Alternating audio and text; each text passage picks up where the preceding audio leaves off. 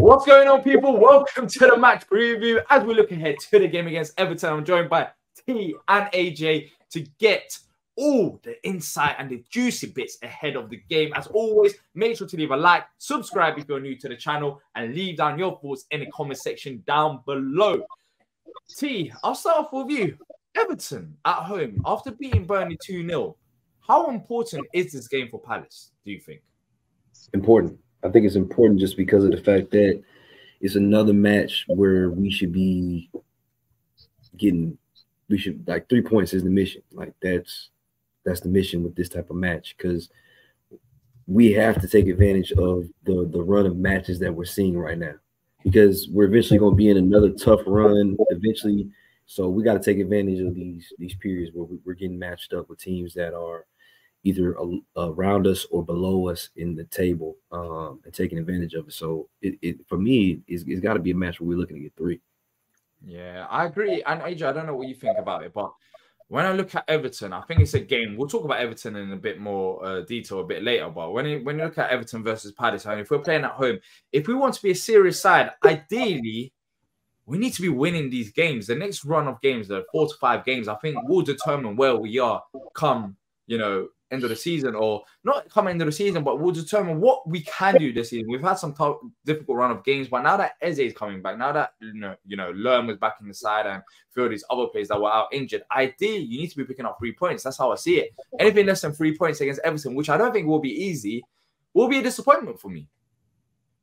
100% agree. I think if we're serious about this alleged ambition of breaking into that top 10, these are the kind of games that we could potentially have a banana skin and lose our composure, which I don't think we should.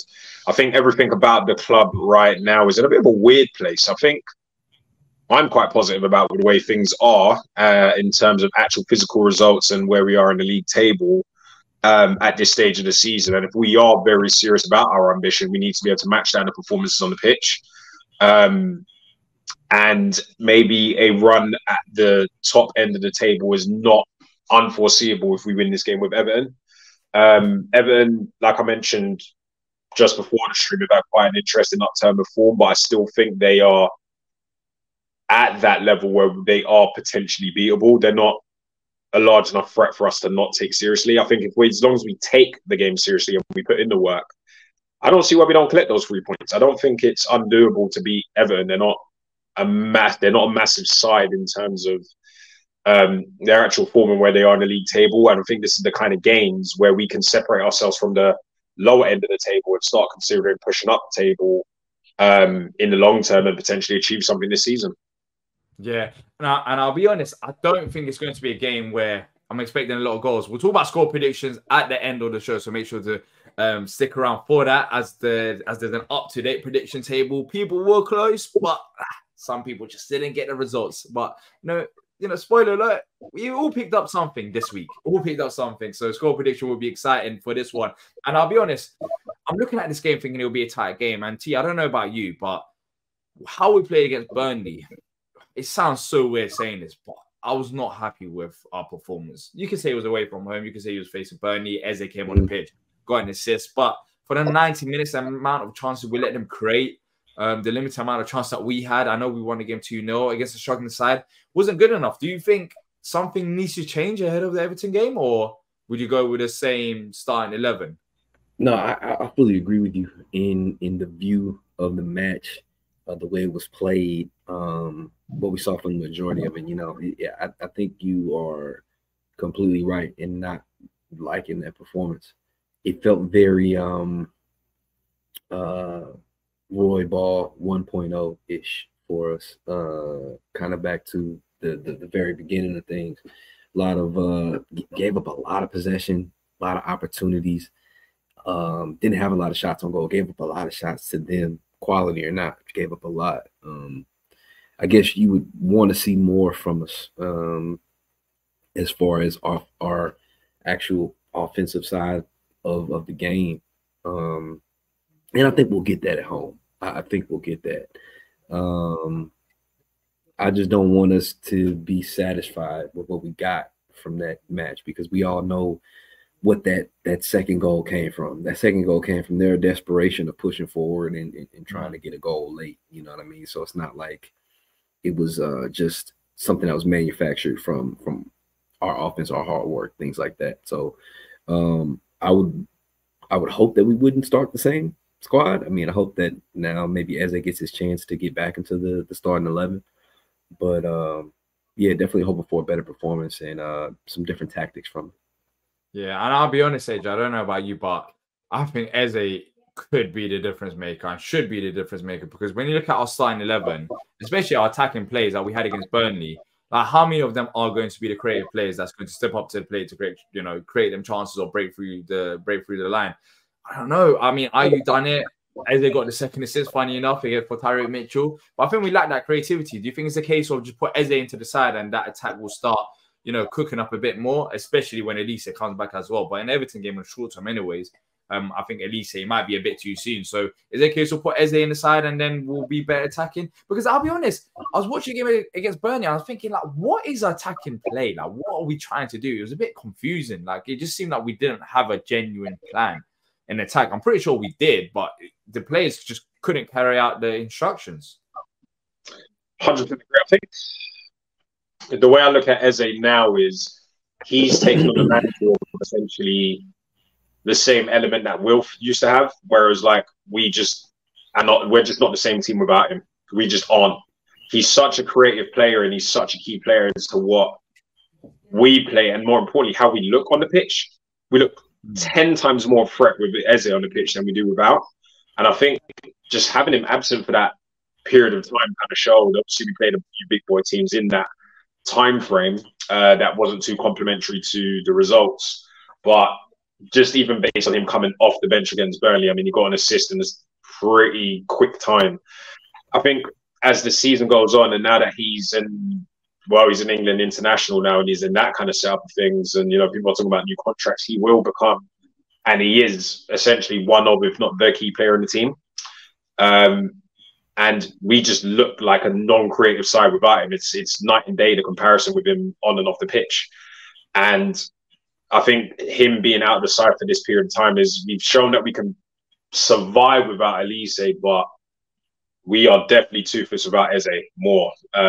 So for me, I think just even having him on the pitch in some capacity just makes us look like a completely different side and a lot more of a better threatening side in the attack, because the defense already knows what it's doing and the defense is solid as it stands right now. So just let it do what it needs to do. Where we need to start concentrating is the correct chance creation and the creativity going forward. And I believe that Eze is going to be a huge part of unlocking that, especially against a team which is, very tough in the terms of the Everton side that we're going to play on the weekend. Yeah, and I'll be honest, I'm a true believer that we don't see the best out of Eze till Elise is on the pitch as well, because of their link-up play last season, how many goals and assists they contributed by their connection. So I think when you bring Elise on the pitch as well as Eze, that's when you see the Palace attack. That's when you should see the peak of the Palace attack, which I don't think we'll see against Everton, but I think Eze could still be the difference maker as well. But let us know what you think as well in terms of Eze's importance to the side. Let's look at the league table pre-game week 12. It's season flying by. Right now, we sit 11th. Look, we're only 3 points off Brighton in 7th place, but we're also only 3 points of Fulham in 15th, which shows how significant these games are. Only 12 points. The 12 points between us and first place right now. Like, that's we're gonna win the league. Kind of crazy. I'm just saying. No, I'm not saying that. I'm not saying that. I'm just saying that there's a lot. He said the title charge. You heard it here first. Yeah, he said title. I'll agree. That's not even serious. The point I think if we don't win the league now, I think T should be taking off at least 10 points off his predictions, just because I mean, he hasn't even got 10 points. Let's just say that. Running back, I did not say that. The point I was getting to is that there's going to be a lot of parity within that top 10. I think a lot of competition for guys trying to get like that 6 through 10. It seems like there's going to be a lot of competition moving forward, just because it's teams are doing as well. When you look at it, like if we were to beat Everton and let's say we were level on points with 7th place or 8th place, back of our minds, we're 7th or 8th whilst not having Elise back. It gives that momentum. But if we were to lose this game, everything kind of crushes down. Like, you cannot lose this game. I think, look, even a draw wouldn't be the worst result on the board, but these are the type of games. When you look at the fixture list, we looked at the fixture list, looking at these run of games, thinking this is where you pick up your points. We picked up the points beforehand. That's all nice, but this is where you're serious. If we're serious, we go and win these games. And if we do win this game, we're pushing up the table. And the following game, we should be having Elise back. So it should only go and get better. So, the pressure is on the players and the manager to try and deliver it, because this season, especially with how the summer went and with all the injuries to the start of the season, the fans need something to be excited about. And right now, there is a bit of excitement there. But if you was to win this game, it's like, what can this Palace squad do now that we have Elise back as well? It raises more questions. It gives you that optimism, which I think we need. And not only us, it'll give the players. With the players, trust me, the players look at the league table as well. They're not just literally going out on pitch, playing 90 minutes, and then sitting down and hiding in the lab. They're human beings. They will look at the league table. It will give them the confidence as well, which will be significant. But quickly, let's talk about Everton. What have we made of Everton so far this season? For me, I don't think they've been bad, even at the start of the season when they weren't picking up results. But I do think they were struggling to maybe finish the chances. Now that they are, being a bit more consistent, we're seeing them pick up a few more results. AJ, is Everton a team that concerns you on Saturday? And I mean that with respect. Do you think that they could come to Selhurst Park and cause us a shock? Because they haven't been that bad recently. They picked up some decent results. Most recently against Brighton, they got a point against them. I think, Everton. Do you know what? With the way they started the season, I thought it was going to be just normal business as usual for Everton, where they've kind of just been scraping, staying up for the past couple of seasons. But maybe the whole Sean Dyche thing coming through the door, he's got a few players that he kind of wants in around his mold. I feel like they will do enough to stay up. I don't think they're in relegation trouble right now, but am I worried about them? No. Do they think they'll finish above us? Definitely not. They've still got a lot of consolidation to do and a consolidation to make, and they've got a lot of numbers in the background that they've got to be concerned about, especially for their long-term future. But that being said, I think with somebody like Sean Dyche at the helm, he seems to be able to get the best out of what he has, and that's pretty much been the theme of his management wherever he's been, to be honest with you. So, I mean, he's got Calvert-Lewin firing. He's got Abdoulaye Doucouré playing like some kind of world-class midfielder out of nowhere. That's the thing. They've got experience as well in the likes of their back line. So they've got Tarkowski as well. They've also got Ashley Young, everyone's favourite Palace player for many reasons over the years. In terms of the experience they need in that team, I feel like they can be tripped up though. I don't think they're particularly in worrying form for us. I think they've definitely found a style of play that suits them. And I feel like they were relatively quite unlucky, against Brighton. From the highlights I saw. I didn't watch the full game, but from the highlights I saw, they look good. They look like they've got something. So it's definitely a winnable game, but I am concerned if we don't perform to the way that we can easily get caught out by a team like Everton, because Everton look like the kind of team that could get a sneaky 1-0 and protect the lead very easily. They're a very tough team. They've got a very good manager. I feel like they're just kind of at where they need to be at right now. But a concern to us, I think we've got enough weapons in our arsenal, depending on obviously one or two players potentially starting or coming back into the fold. I think we've got enough to beat them. At home as well, the Palace fans will be behind them as well.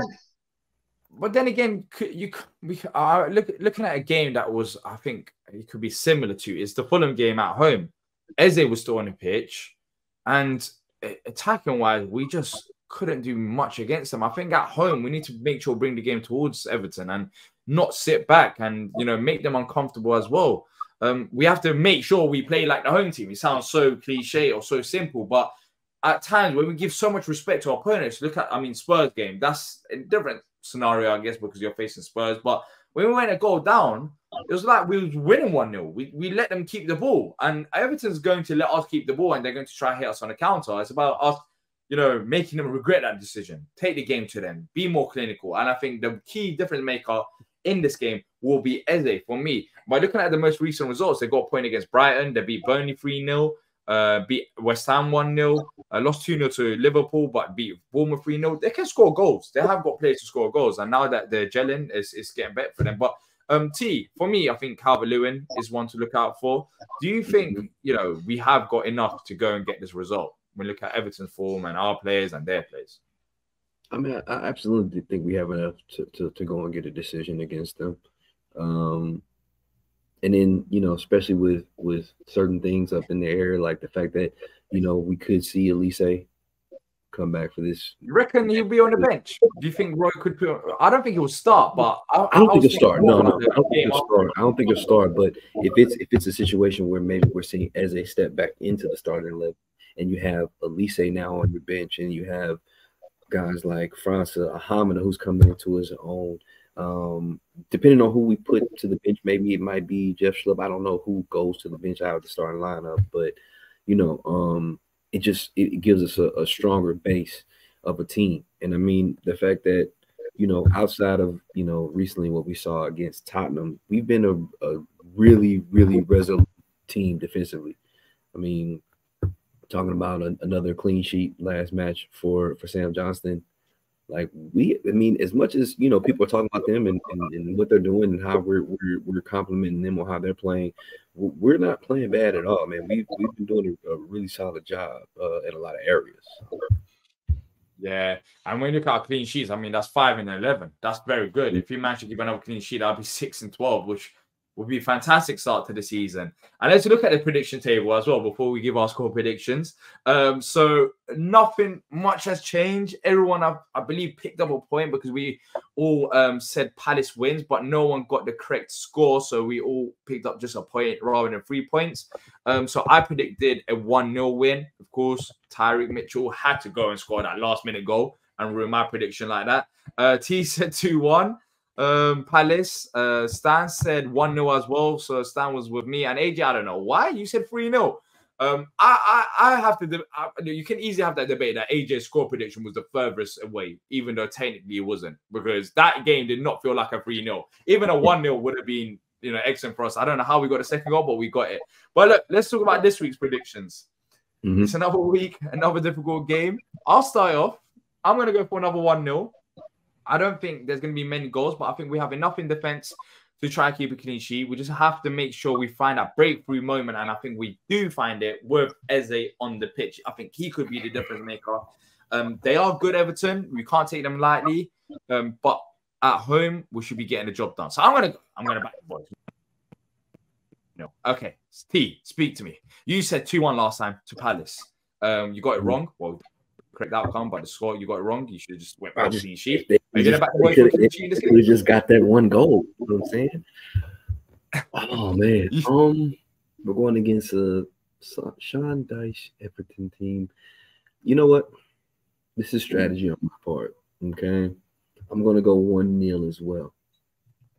All right. So if I'm eating your lead as well, cool.